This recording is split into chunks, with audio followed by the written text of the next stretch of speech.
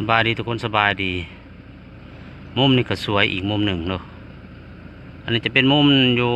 หลังตลาดบ้านเด่นสวรรค์เนาะพอดีเขาผ่านมาก็เลยหยุดรถเก็บภาพบรรยากาศมาฝากมาหาชมน้อยหนึ่งทุกคนอยู่บนภูเขาก็จะเป็นอันนั้นเนาะเป็นกังหันลมผลิตไฟฟ้าด้วยแรงลมจะเป็นภูเขาอยู่ฝั่งประเทศเวียดนามเด้อทุกคนเดินมาหอดบ้านเด่นสวรรค์แล้วจะเห็นเลยแหละมันอยู่ฝั่งลาวเด้อยู่ฝั่งเวียดนามเด้อน่ะโอเคเขาก็จะเดินทางต่อเนาะไกลหอดหอดเวลาเลยย่านซาวก่อนเซปปิ้งเพิ่นหาเอาเอกสารเนาะเขาก็จะเดินทางต่อโอเคไปนำกันทุกคนสมภาพบรรยากาศเป็นนำกันเด้อเอาหลัดมาทางซอยทางหลังวงเวียนรอบนอกบ่แบบซับในเมืองหน่อยหนึ่งจะมีถนนรอบบ้านเด้ทางหลังบ้านก่อนจะหอดบ้านเดนสวรรค์นั้นเลี้ยวขวาเขาจะเข้ามาทางในเนาะจะเป็นซอยหลังบ้านหลังตลาดก็แม่น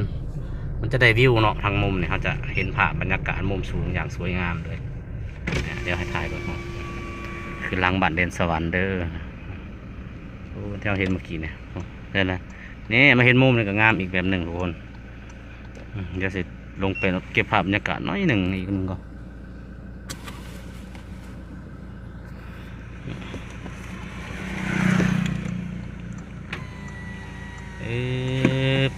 เนี่ย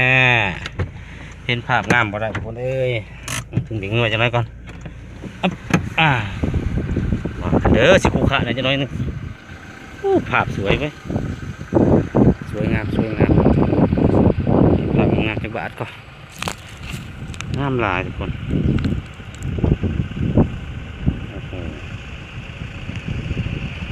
จอดเลยจะเห็นองค์พระพุทธรูปเนาะ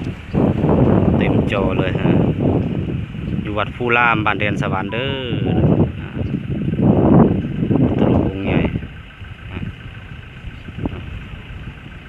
สายมาจนนั้นเราก็จะเห็นที่ลูกเจ้า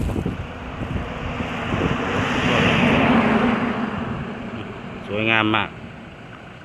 บนภูเขาก็จะมีกังหันลมมุ่งหน้าต่อไปเขาก็จะออกเลยออกสู่สะแดนเลยออกสู่อันด้านมาทางมุมหลังเนาะมุมหลังโอเคงามหลายแต่ถ้ามาเนาะก่อนเขาไปในสวรรค์เร็วกว่า